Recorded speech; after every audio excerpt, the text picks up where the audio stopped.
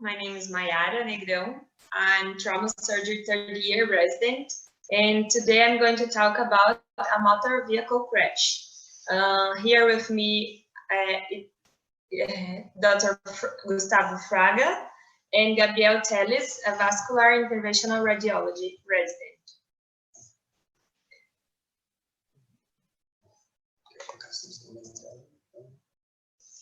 So we have a journal here that they put this car crash in the journal news, and in this website we can see photos and videos of the accident. So here we can see one of the cars and the other ones. So by looking these photos, we can imagine how big was the energy and how the patients would be in the car crash. So in the pre-hospital was a highway car accident. Was a car accident between 4 cars, and there were 6 people hurt. And from these 6, I'm going to talk about one of them. It's a male, 40 years old, was the back passenger, and he was not wearing seatbelt.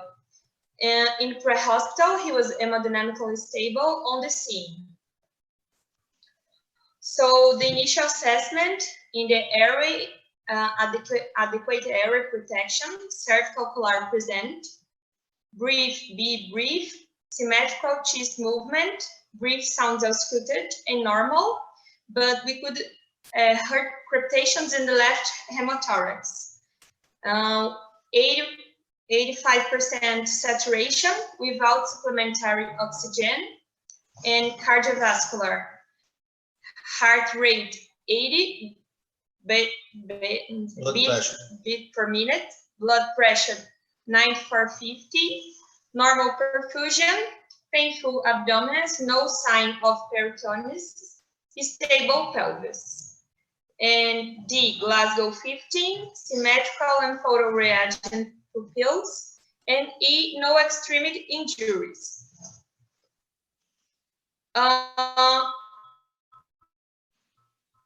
In the emergency room, splenic and hepatic. And the initial treatment was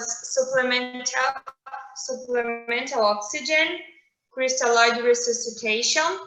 We did blood transfusion with two blood transfusions. We asked laboratory, electrocardiography monitoring, pulse oximetry, and urine catheter. This was the laboratory exams in the entrance. So I was going to ask you, what was the initial management? Yes, just one information. When the pre-hospital brought the patients to the hospital, they told us the patient at the scene was with a good blood pressure, but the patient was tachycardic, 110, the heart rate at the scene. When the patient arrived, he's a very strong guy.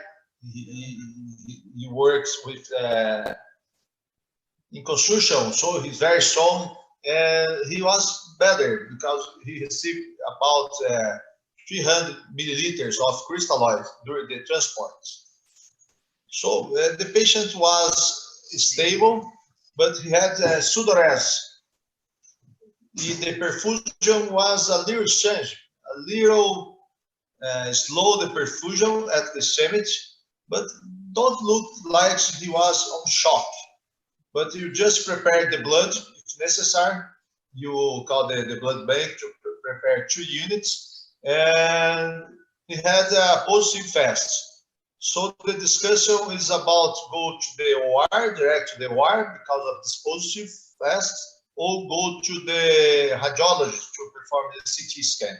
I think this is the first discussion. Yes, sir. Okay. Yes, sir.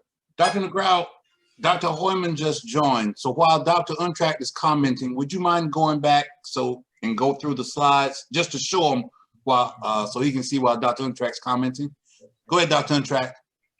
Okay, so you know which to choose. You have to be there and see the patient based on the images from the scene. And I don't know if you knew that when the patient came in. It very, very high energy accident, so you have to really be alert for occult injuries that may destabilize at any time. And I was wondering if you got any information, how many people were involved in those 4 cars? What was the fate of all the people in those cars? Were any dead at the scene? Were any uninjured? And all that would help guide what you would do. In this case, if you thought that the patient was stable, responding to fluids, even though you had a positive fast, I think it's reasonable to take him to CT, but otherwise, based on the fast, and I assume that you did an E-fast and there was no pneumothorax, there was no hemothorax or hemopericardium. If it was just limited, if the injuries were limited to the peritoneal cavity, with a blood pressure of 90 and looking at the patient, if you really thought that everything was limited to the abdomen, I might just take him straight to the operating room. But you know, you have to be there seeing the patient and making a judgment about how sure you are that that it's unlikely to have any occult injuries based on your exam and the E-fast and the other factors, and how long it would take you to get the CT. In this case, likely I would go straight to the operating room, but that's without seeing the patient. Thank you, Dr. Untrack. Dr. Negrao, go ahead and go through your slides, probably like about 10 seconds. Leave them up so Dr. T can see them. Meanwhile, we'll have Dr. Khaled from Sao Paulo. Yes, I think this patient, as Gustavo says, this patient is in shock. His pseudorex fell. His blood pressure is 90/50, and so the patient was well in the scene, and then the parameters was decreased during the pre-hospital to hospital transfer. So I think this patient may become unstable. But if the patients continue the great problem, the patient's is Glasgow is 15, so the patients may be contact.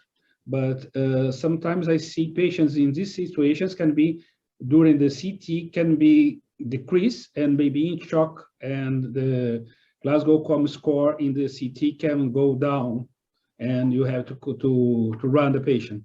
So I think it's very important to make the patients very, very stable and put in the CT. If not, go to the surgery, because you have fast positive, the patient is in shock. So I think these patients need to go to surgery, but you can try to make a CT if possible. Sometimes I make the CT in the situations, but you have to be very, very near the patient and near what to do with the patients during the CT scan. Thank you, Dr. Khaled. Let's go to Ryder, Dr. Barron. Yes, I just want to make a comment. In order to determine what's the next step, we need to do a low-grade tech procedure with a chest X-ray. So I would like to know what the chest X-ray showed, or at least the ultrasound, because again, if he has crepitus, that's not normal to have crepitus in the left hemothorax. Breath sounds are always unreliable in order to assess if there's a hemo or a pneumothorax that could be resolved with a plain chest tube. So I think that would be necessary in order to determine where the patient is going, chest CT versus OR. Thank you. Thank you, Dr. Barron. Dr. Negrao, go ahead and advance your slides so Dr. Hoyman can be ready. Meanwhile, let's go to Dr. Calderon. Yes, I wouldn't dare to take this patient to CT scan because according to the information provided by Dr. Fraga, he has signs of a very bad peripheral perfusion. So I'm very afraid that this patient is going to crash in the CT scan. So I would take the patient directly to the operating room.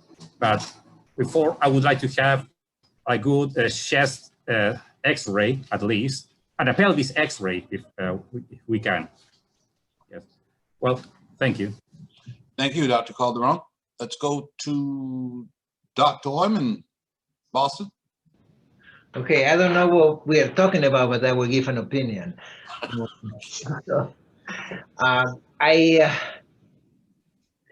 If we are going to follow the book, this is a patient who is hemodynamically unstable with a positive FAST. For the junior people in the call, this patient goes to the OR. For the more senior people, I think it was Dr. Untra who mentioned you need to see the patient.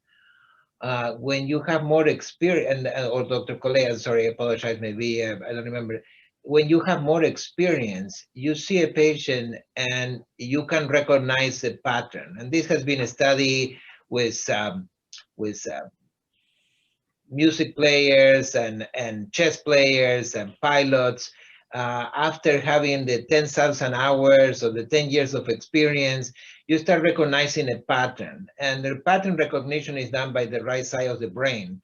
So it's very difficult to, but we all had the experience of this. All physicians say, oh, this is this or this is that. And how do you know? Well, it was a gut feeling. It's not a gut feeling. It's the pattern recognition. So an experienced physician here might choose, based on his experience, that this patient can go for a CT scan. And that's also a valid answer. So if you think that this patient is more or less stable and you go with the patient and you think that the patient will do fine, I think an appropriate answer from an experienced physician is to go to the, like Dr. Coleo, Dr. Untrack, to go to a CT scan is okay. And that will give me more information about what his injuries could be. I also agree that this patient should have a chest and a pelvic x-ray because that also determines where is the next step for this patient. And normally we do that very quickly in the trauma bay.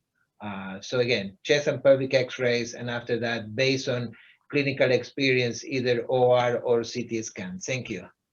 Thank you, Dr. Heumann. Let's go back to Ryder, to Dr. Neiman.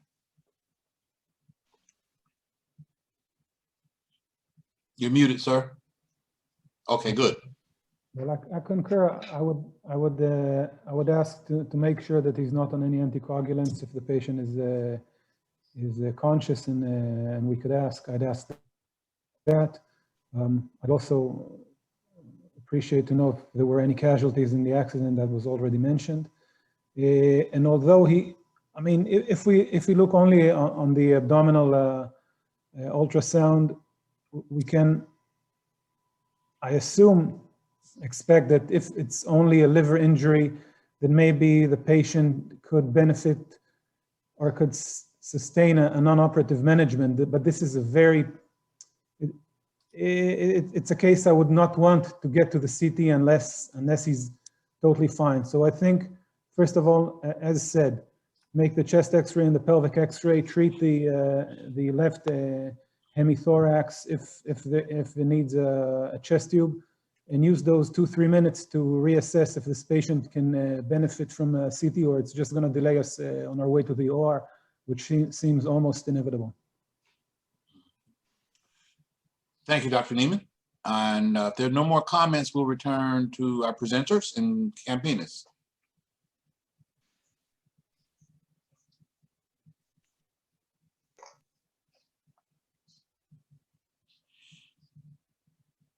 Okay, Dr. Negrao, we're ready. Okay. Excellent discussion. I was at the emergency department with another colleagues and the residents, and this was the first patient who arrived. And we know that another one was coming to our hospital, the second victim of this multiple victims accident. There were 6 patients. So the CT was available at this moment. It was a difficult decision, go to the OR or go to the radiologist to make the CT. But the patient had received only crystalloid. So we asked to prepare the blood, and one of the residents went with the patient to the CT, to have the CT to take the decision if you operate the patients or not. I don't know if it was a good decision. Maybe what was easier, go direct to the OR, because you understand now why this.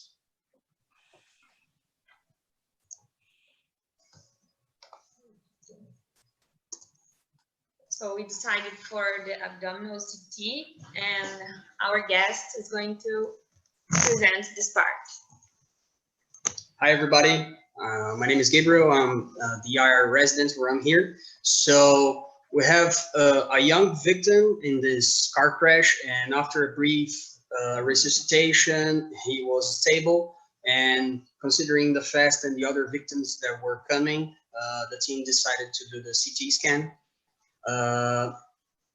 Just before I show the images, here are the findings of the CT scan.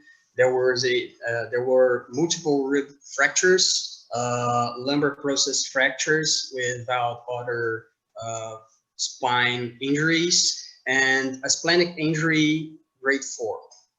Here, just to remember the trauma imaging classification of the splenic injury on the right of the screen. So we have on the image, I'm gonna show you right now. Here is the CT scan. We didn't do, we opted to skip the X-ray since we were going to the CT scan, and we made a full body CT scan. And it was going to show us any other traumas related to the brain or chest, pelvis. Can you see the image again? I'm gonna. Yes, sir, we can see it. Play the video again. Can you guys see the image? So upper left, we have the non-enhanced CT. We can see there's liquid in the upper abdomen. In the context of trauma and considering the density is blood. And on the upper right, there's the arterial phase. It's an important phase for us to show if there is any sort of blush or arterial bleeding. And the lower left, no venous lesion. And the last one, the excretory phase, just to see if there's any collector system lesion. So on the upper right, here I'm gonna zoom it. We can see that the most important lesion is related to the spleen. We can see 3 findings here. Arterial blush, the spleen is almost shredded. We can see small pseudoaneurysms in the middle of the lesion, and an acute arteriovenous fistula, since the splenic vein has a early enhancement in this phase, which is an arterial phase. So I was on call, and Dr. Gustavo asked for an opinion in this case. I'm gonna pass for him to say what happened on the day. So Gary, I think you can start the discussion again. Yes, sir. How to treat patient now. Yes, sir. Dr. Calderon. He received 1 unit of red blood cell.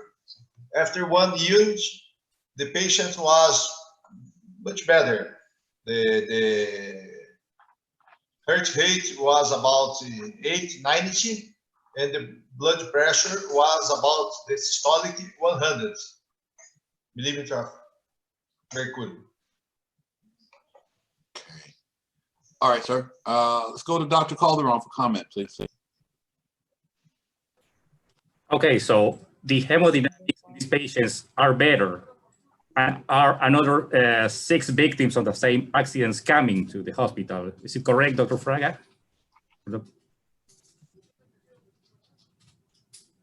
That's a Sorry, question. Calderon. Can you repeat? So is the patient hemodynamically more stable right now, correct? Yes. Yes. Okay, that's good to know, because you said there are another victims coming to the hospital. So maybe I can just... Another one. Only one. Okay, in that situation... Only one. Maybe I can observe the patient. I know if there is still a risk of bowel. I don't know if there is any bowel injury. but at least I can observe, monitor the patient in a surgical, or a trauma ICU, call interventional radiology to do an angiogram to the spleen and the liver. And let's check what the other victim, what injuries has the other victim, because maybe I don't know, we still don't know if the other victim that is coming is sicker than this one. That's all I have by now. Thank you very much, Dr. Calderon. Let's go to Boston, to Dr. Heumann. Yeah, Dr. Calderon is absolutely correct. You have a multiple car crash. If you know that only one more patient is coming and you can deal with that, that's totally fine. But if not, you need to ration the care, because you might get someone who has a worse head injury or worse torso injury that need to go to the operating room first. So that's very, very important when you have multiple casualties. This guy is kind of metastable. So, and the idea is probably we'll do here. I also noticed that he has some rib fractures too, and some of them displaced. So that's a different story, but for the future. But what we probably will do with this patient is we will call IR for an embolization of the main splenic artery. This is almost like a grade 5 based on the pictures do not come out very good in the Zoom, but this is between, I don't know, 4.5 if you want. It's almost like a shattered spleen. So if he goes to the OR, this spleen comes out. There is no way to salvage his spleen. Maybe if you can do an embolization and you embolize the main artery, part of the spleen will survive through the short gastrics, and maybe the patient doesn't have an splenic state. But that would be if I can wait for IR, I wait for IR. If not, this patient goes to the OR after I determine what happened with the other victims. Thank you. Thank you, Dr. Heumann. Dr. Calais, your comments, please. Yes, I am in this situation. I believe these patients go to OR and take the spleen out. The patient is grade 4, have blush. We have some blood in the patient, in the abdomen, and the patient may become unstable. If I'm waiting for another victim of the trauma of the scene, I think it's very quickly to take the spleen out and try to avoid the hemodynamic discompensation in these patients can maybe possible. Sometimes it's not possible to make angioembolization as soon as possible as MC, because usually in all the services, you have the angiographic was out of the hospital. Sometimes you have in the hospital, but sometimes it depends on the times of the day, he is out of the hospital. So I believe these patients need to go to OR and you can take the spleen out. This patient is adult, there's no problem to take the spleen out. Thank you, Dr. Calais. Dr. Huntrack, your comments, please. Yes, well, in Baghdad, we have a CT there, but probably I would have taken this patient to the OR straight and taken out the spleen like Dr. Calais and the others said. But in Campinas, this is nothing compared to that 27-year-old young woman that had a grade 5 laceration of the spleen and left the hospital in fully fine with no scars on her bikini belly. And so I know what they did there. They got the intervention, Dr. Gabriel, to go in, put a coil in proximal, in the splenic artery proximal to the fistula. And then like Dr. Heumann said, the spleen can do fine on the short gastric vessels. You can do that if you do distal pancreatectomy, you can leave the spleen in that way. Although there is the risk that the patient might continue to bleed through a perfused spleen perfused through the short gastrics, but I'm sure in this case that's what they did. So they're not going to operate on this patient. He's going to do fine. I have a question though. If you're a trauma service and you get 2 patients at the same time, can't you have a second team? If both of them need the operating room, can't you just open a second operating room, call a second team? And I assume that you can do that. You can't just do one at a time. Like even in Iraq, we have 2 surgeons. We could do 2 at once in the same room. But so that's not really an issue. If you have, you're getting 1 more patient, you could still, take this one to the OR and have somebody else take care of the second one, I assume. Yes, we have 3 attendants at the hospital, 24 hours, and the residents. So you had a team to treat the other patients. And the other patient arrived when this first patient was at CT. Maybe 10 minutes later. It was very, very quick because we started to prepare the hospital to receive multiple victims. And the other patient was stable. And the other patient, he had a grade 3 liver injury. The treatment was non-operative treatment, the other patients. The other day, the day after, we received the third patient that went first to another hospital because there was a aortic injury, descendant aortic injury. So came to our hospital to treat. Probably we will present this case in other opportunity, but it was very interesting because the other hospital asked support to our cardiovascular team to put a stent in the other patients. So in this car, with this patient, there were 5 patients. 3 of them came to our hospital, 2 immediately, and the third one the day after. All right, we have Dr. I'm sorry, were you finished, Dr. Untrack? Oh, yes, yeah, I was all finished, right. Thank you. Okay, let's go to Ryder for Dr. Neiman's comments, please. Not sure there's only one correct answer. Definitely, if non-operative, I definitely with an proximal angio embolization, but my instinct would not be trying to evaluate whether it's a grade 4 or grade 5. It looks like a shattered spleen, and the patient was on the verge of hemodynamic instability. I'm expecting other injured people to come. I think the easier choice would be taken to the OR. Thank you very much, sir. If we don't have any other comments, then we'll return to our presenters in Campinas.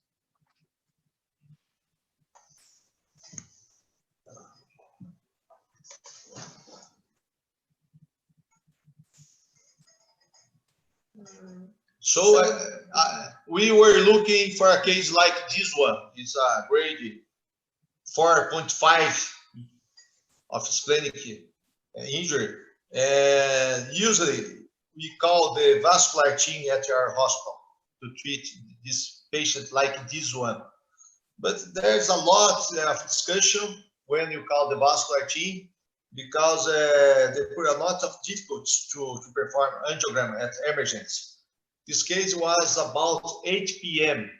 So it's not very difficult to call a physician here at 8 p.m. So I called Dr. Gabriel because he's radiologist and he's in the last year of interventional radiologist. So Gabriel, what was the treatment for this patient? So as we can see, it's a multiple victim accident, and this patient was stable, and they called us and we promptly came to try to help the team. We have a good relationship between the trauma team and the IR team. And in our hospital, we have the IR team, which is more like a Swiss Army team.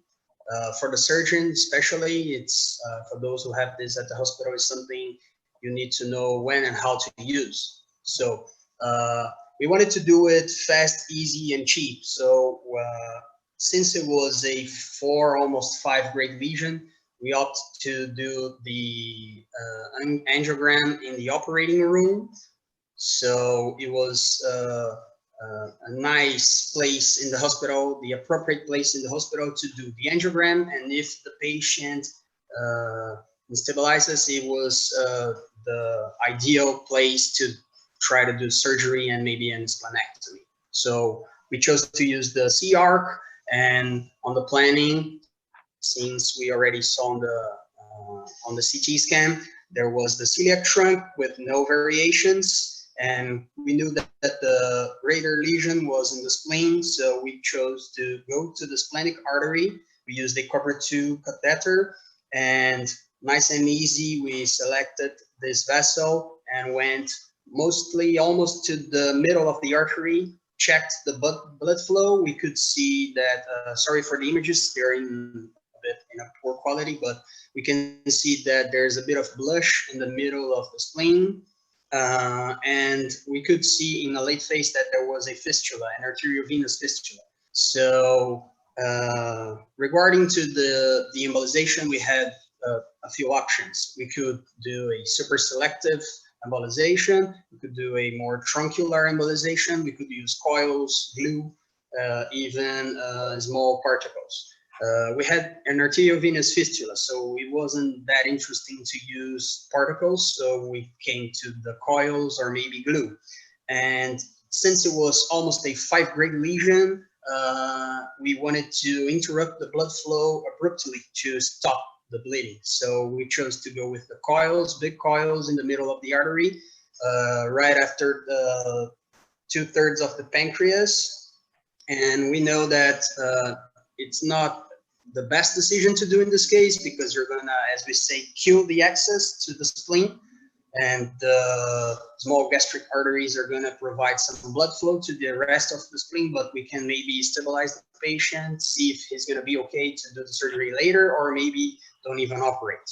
And we can see on the lower right, here are the coils. I don't know if you guys can see 2 0.35 coils, and there's no contrast flow to the spleen. So apparently it worked fine.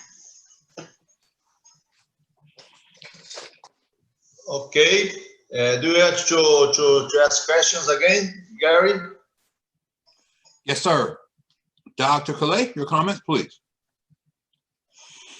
Okay, you can do this embolization. I think sometimes can salvage the spleen, but in some cases, in these injuries, this time of the injuries, the salvation of the spleen is not be so good. I believe the blending may become sometimes later. So I think sometimes it's not good. I think it's very important to think about, because most of hospitals in Brazil, you don't have trauma service in all hospitals in Brazil, but you have surgery in all emergency rooms in Brazil. And sometimes you have a CT, but you don't have explained embolization or some embolization.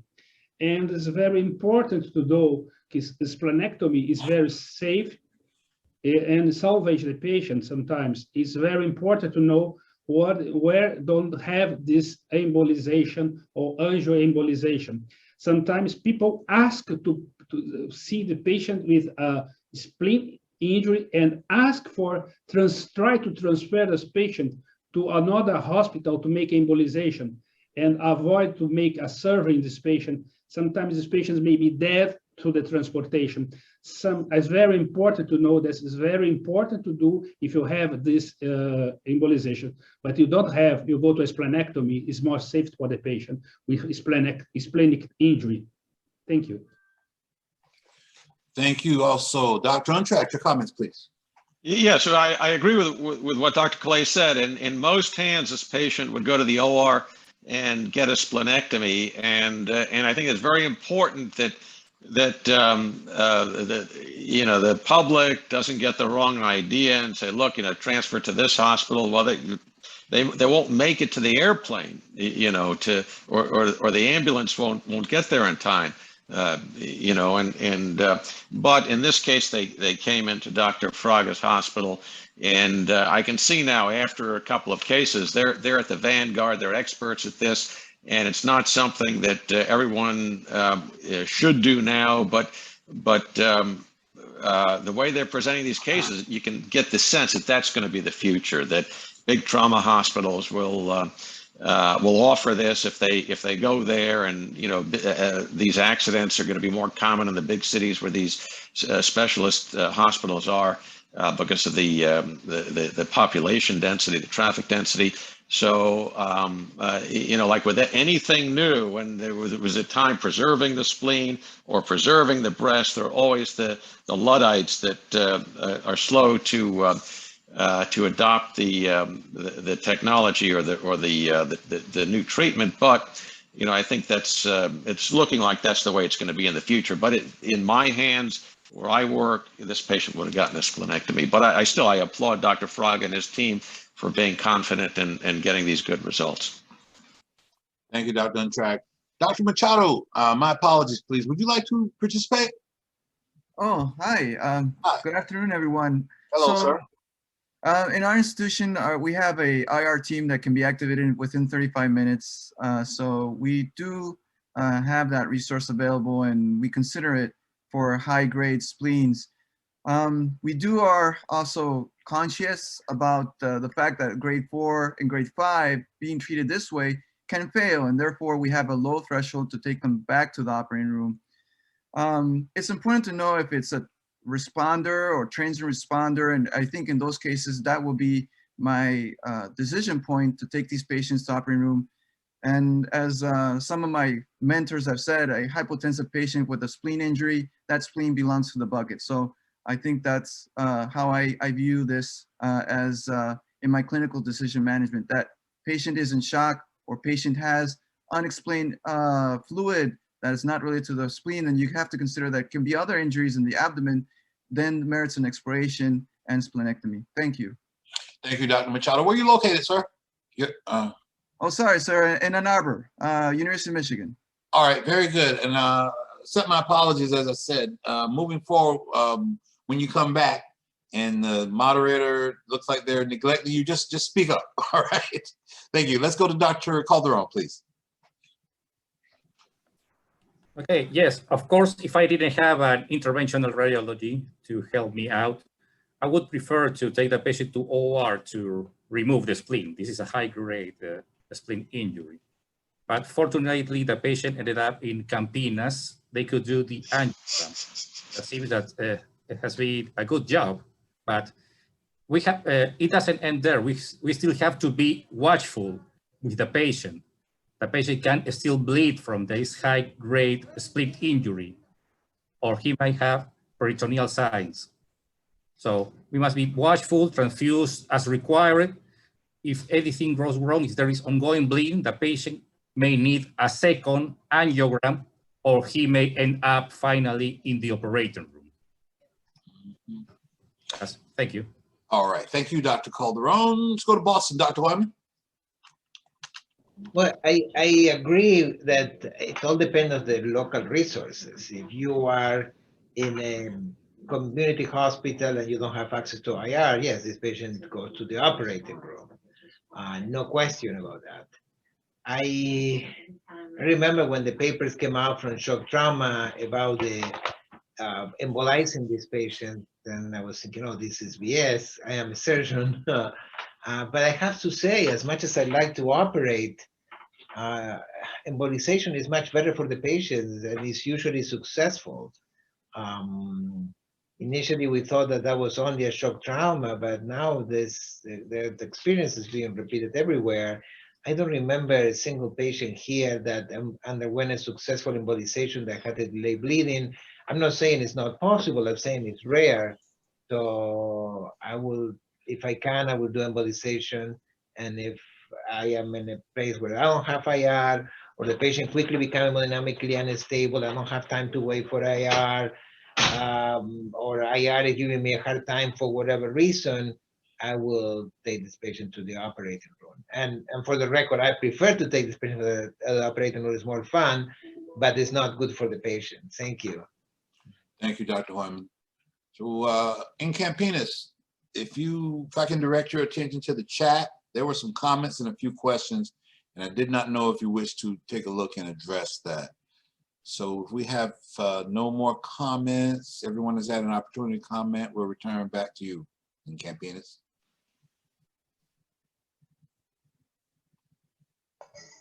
So just a few comments. It's a very critical decision to operate or radiologist team. Mayara was very sad because she wants to remove the spleen. She likes to perform splenectomy. And the IR team, they want to perform the angiogram. So it's difficult because the best, I think everybody will take this patient to the OR. And usually you can learn with each patient and how good is for a patient if you try the non-operative treatment, if you are in a place where you have the condition to do this. I agree with Dr.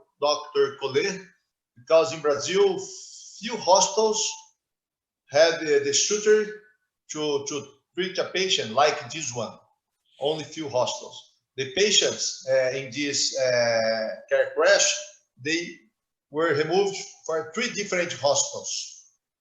And the 30 patients that came to our hospital the day after, at the first moment, they will miss a aortic injury because they ordered the CT. They didn't discuss with the radiologist, with the attending at the hospital, and before discharge the patients, the residents in the second year asked the attending, "Oh, it's not a aortic injury," and they did the diagnosis. So it's very important to have education for young generation. And US, everybody has a large experience in trauma during the residence, but in Brazil, it's not true. Few residents have the opportunity to train 2 years, 3 years. General surgeons that have time dedicated to trauma, but there's a lot of discussion in our country about education for surgeons who works at the emergency department. So I'd like to thank all comments. The comments are very important for us because we are discussing every week about how to treat these patients.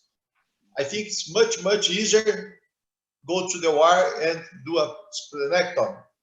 But if you not start the program with the AR, the radiologist, they never will treat patient like this one.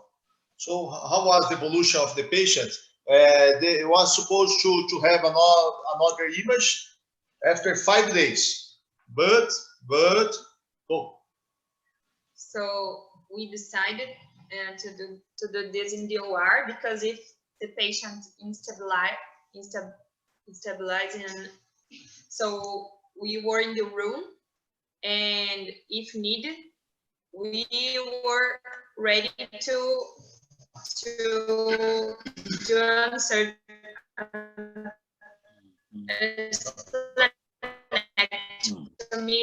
in this patient.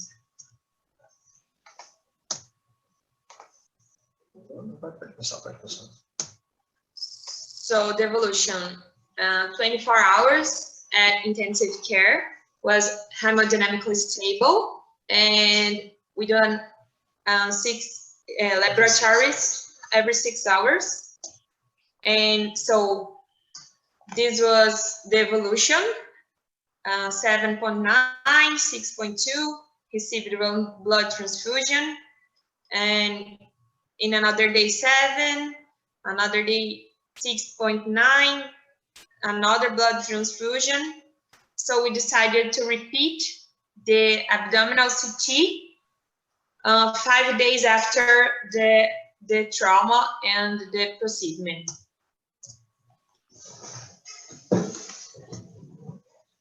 So this is the CT scan control. As we can see, I'm going to roll the video.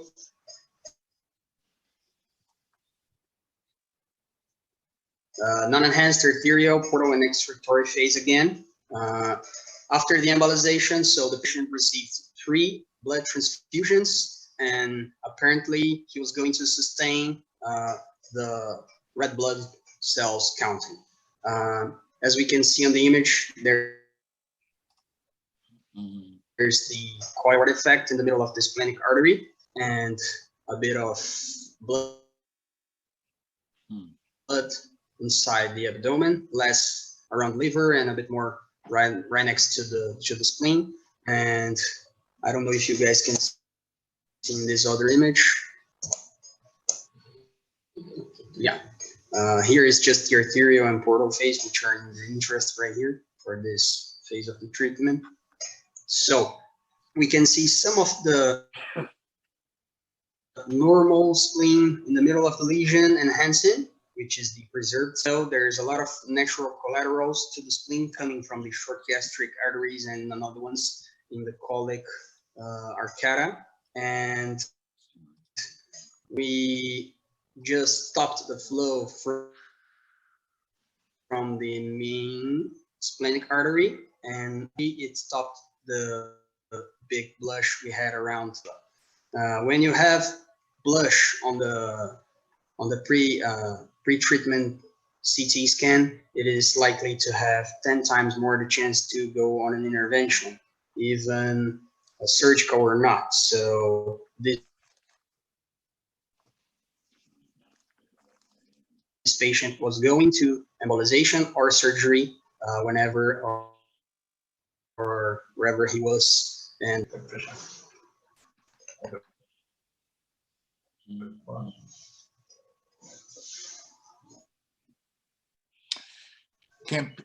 excuse me, Campinas, is it possible to like stop your video, because it looks like you guys are having some bandwidth issues? yeah, I just want to make sure if you stop your video so that, I'm sorry, your voice was broken. We could barely make out what you were saying. So if you conserve your bandwidth, stop your video. Let's just make sure we can still see your presentation. Go ahead. Lower left-hand corner down there. If I stop the video in a key image, because we can see only the first and the last image. We don't see the key images. okay, just a second. I think it's the connection issue. So I'll try to stop the interest area. Let's finish the presentation. Okay. Okay, so Very good. here Go we ahead. see As you wish. some of Yep. See, we the can't spleen hear in the you. middle of the lesion. Can you guys hear me now? Yes, we can hear you.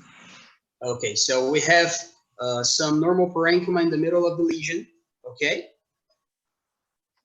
There's blood, the old blood from 4 to 5 days before this exam, and no more arteriovenous fistula, and no other signs of blood, blush or blood flow in the middle of the hematoma.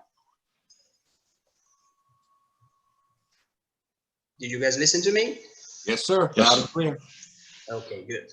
So I was saying that when you have blush, arterial blush on the first exam, it is, according to the literature, likely to 10 times, according to the references, is likely to be 10 times higher the necessity to go on an intervention, either IR or OR, okay, for patients with splenic trauma lesions presenting with blush in the arterial phase.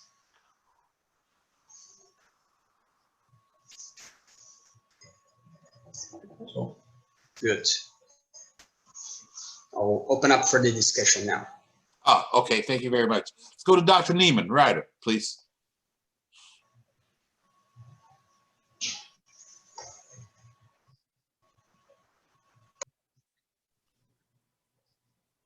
I don't have much to add. All right. That's fine, sir. We'll get you on the next round. Let's go back to Dr. Machado. Hey, thank you, Dr. Johnson. So, Dr. Gabriel, I have a question for you, and because delayed bleedings, some of my IR colleagues would actually just take this patient to reinterrogate the spleen. In this case, you went in and did a CTA before. Was there suspicion that there was another bleeding from someplace else, like a mesenteric bleed or some other unaccounted misinjury?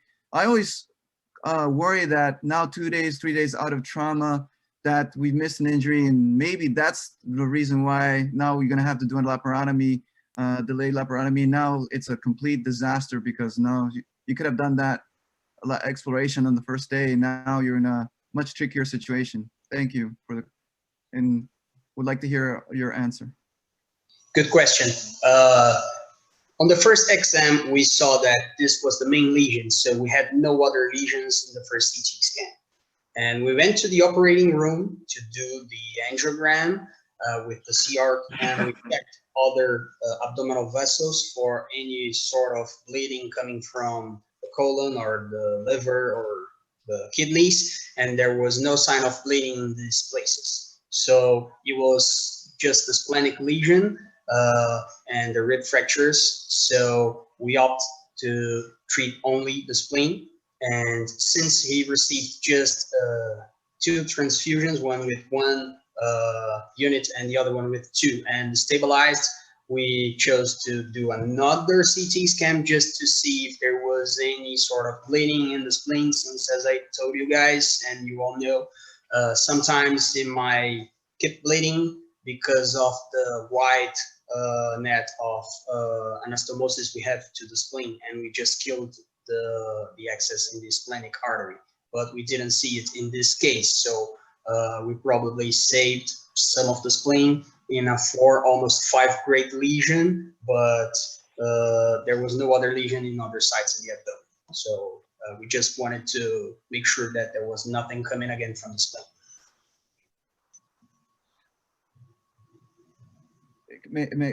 I would like to follow up, Dr. Johnson. So can you educate us then to the general public and to, of course, our trauma surgeons, when should we do a follow-up CT scan on these angioembolizations? Oh, sorry, it was the question was for me? Yeah. Okay, so after the embolization, the patient goes back to the UCI, okay? And sometimes if there is no sign of instabilization of the patient, you can wait from 4 to 5 days to do a CT scan again, okay? And the angiogram, sometimes people ask for another angiogram. It's not actually the best option for us, okay? Because we have fast access to the CT scan and the patient is stable. But we usually do it in 4 to 5 days after the embolization. Or if the patient comes unstable, you go to surgery, okay? All right, does that satisfy your question, Dr. Machado? Yes, thank you. All right, thank you very much. Let's go to Dr. Hoyman, please. Well, of course, you will find papers both ways, but the literature is. I'm sorry, let me take, okay, there it is. Go ahead, please. Let me mute him. Yeah, so you can find papers saying opposite things like in any topic that we do in medicine, but the literature is overwhelming, at least whatever I have read, it's overwhelming that for grade 4 and 5, splenic embolization is the way to go if you have the chance. Yes, obviously bad things can happen. You can have a delayed bleeding. Somebody mentioned an abscess. Yeah, those things can happen. But the literature is overwhelming in the support of splenic embolization in the patient. If you have the resources, you're in the right place, and you can do it on time. Obviously, that goes without saying. I wouldn't transport a patient with a grade 5 spleen to another hospital to be embolized. That patient needs the spleen out in that case. But if you can, angioembolization, like Dr. Fraga did, this is the way to go. You can find papers saying the opposite or there is no difference, but they are a minority of the papers.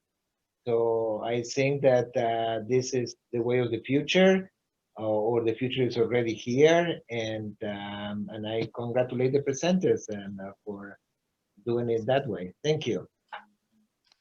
Thank you, Dr. Hyman. Let's go ahead to Dr. Calderon. Yes, I don't want to be biased by these slides that Campinas team is showing. Well, I feel, even if I feel tempted to open up the abdomen to check for any missed injury and to remove that spleen, I think that if the patient is hemodynamically stable, without any signs of sepsis, we can just try with the angiograph a second embolization, keep monitoring, keep transfusion. And well, we'll see with that. Well, thank you. No more comments by now. Thank you very much, sir. Let's go to Dr. Untract. Yeah, so, right. I agree with all the comments, especially what Dr. Hoyman mentioned. After the Dr. Negrao and Dr. Fraga presented that case of the 27-year-old woman, I went back and checked the literature about embolizing grade 4 and grade 5 lesions. And like Dr. Hoyman said, that's actually considered appropriate treatment in places where they're good at doing interventional radiology. So, and that said, you know, in Dr. Fraga's hospital, they seem to be very good at it. This is like, you know, heart, lung, liver, kidney transplants. Only certain places should do it, or separating craniopagus Siamese twins. You know, not everybody should do it, but they seem to have very good expertise and get excellent results. And then, you know, that's certainly the way of the future. And major level 1 trauma centers are going to be doing this routinely, I think, in the coming years. And well done, very impressed, very good work on these cases. And I learned a lot from attending these two presentations. Thank you. Thank you, Dr. Untract. Let's go to Sao Paulo, Dr. Calais. Yes, I have to. This embolization is very good for the patient. I think it's very important sometimes to, if your service have, and if you think to make to transportation these patients, if you don't have, your hospital don't have, you make be sure that the patient is hemodynamically stable to make the transportation for the other hospital to make embolization. If you don't, you go to the splenectomy. I think it's very important to know that, because sometimes you can lose the patients in the transportation. Congratulations for the case, it's a very interesting case, but you have to think about ball injuries. The ball injury is not blending sometimes. You cannot see blending in the ileum, in the colon, in the stomach. And sometimes it's important to know that these patients may be associated injuries in the ball. So these injuries, sometimes the CT scan is not a very, very good exam to find it. So you can see what the Gustavo make is to make the patients very, very near the patients, evaluation the patients to discharge a ball injuries. So it's very important in this case, because sometimes missing injuries of the ball may be one disaster for the patient. Thank you for the presentation, Gustavo. It's very, very nice case. Thank you. Yeah. Okay, let's see. Has everyone had an opportunity to comment? Just so you know, Dr. Hoyman and Dr. Calderon both had to go to the ER. They sent a text. So back to you, Campinas. Go ahead there, Dr. Gabriel, Dr. Negrao. So, and this patient came back to our hospital to observation. Yes. So he was discharged home on 25 and came back on July, and the hemogramma was 10.2, and we asked for another TC just to check if it's everything okay. And he's going to probably do DCT on the next 2 weeks. So you are following these patients. We are following the patient. The patient is very, very well now. He wants to come back to work, and we are following this patient because it was difficult decision, and we will have the right answer maybe the next month following this patient, because he's not lead anymore, but just to know if the decision was totally good. Thank you everybody for the comments. You learned a lot, and for the next case, you have more information to take the decision. Thank you. Yes, sir. Any final comments, Dr. Machado? In our hospital, we, at least for the short term, we consider giving vaccines as the spleen perhaps is still there, but maybe not totally functional. So at least for the first year, we'll be giving vaccines for this patient, especially for encapsulated organisms. Thank you. Thank you very much. Dr. Untrack, your final comments, please. Yeah, no, you got to me before. And again, very well done, very impressive work, and I learned a lot. All righty, Dr. Neiman and Ryder, your final comments, sir. Appreciate the invitation and the presentation. It was a great case to learn from. Thank you. Thank you very much. Dr. Calais, your final comments, please. Yes, it's a congratulations for the case. Thank you for the presentation, Gustavo. Okay, if everybody has the CME code that's up on the screen, everybody that needs it. So to everyone, to the team in Campinas, thank you very much for presenting a wonderful case. And to our participants, thank you very much for joining. Watch your emails, and Valeria will letting you know when our next session is. So until then, enjoy, take good care of yourselves, okay?